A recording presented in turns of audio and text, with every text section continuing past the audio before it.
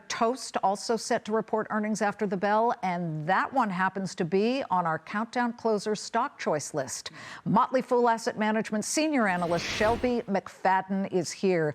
All right, Toast, let's grill it up. What do you love about it? Well, something we love about Toast is, one, it is sort of a beloved small cap, right? And they haven't been getting the best treatment over the past couple of years.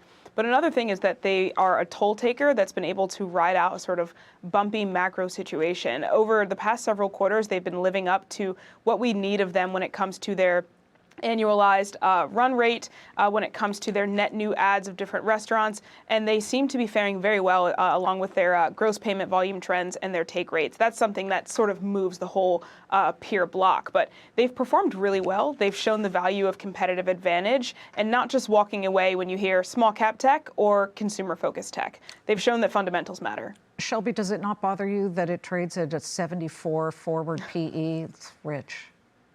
It definitely is rich. It's something that we keep a constant look at. And we have to ask ourselves regularly if we want to just continue to take a little bit off the table, take some gains, and keep the position open. And so far, that's been the approach for keeping it in our small cap growth product. Okay, Kenvue.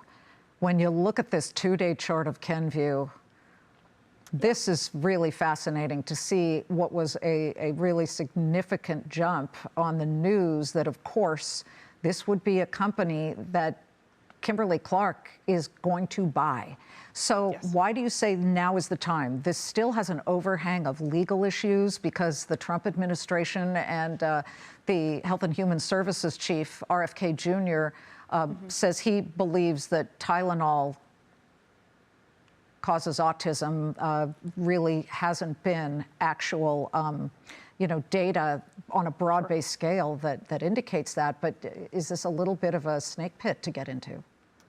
It is definitely something that requires a time commitment, and it's also a testament to the value of watching out for fundamentals. One of the things that we discussed even before the Tylenol news was the fact that Kenvue was going ahead and getting rid of some of their SKUs, and on my team, I put forward the fact that they may very well get themselves acquired. They might start positioning themselves that way. Wow. And when you listen to the M&A call, that's pretty much what has happened, is that the Kimberly-Clark CEO has said this has been a long-time brand that they've wanted to get their hands on.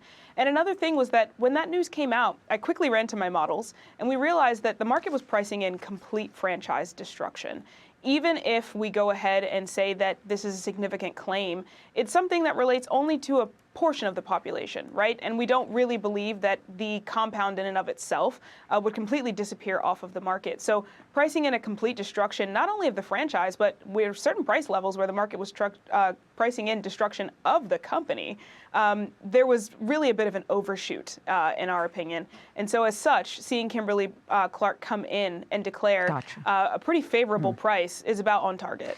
Yeah, well, week to date, these first 2 days, Kimberly-Clark's down 16%. Tough day, but great for Kenvue. Shelby, thank you so much.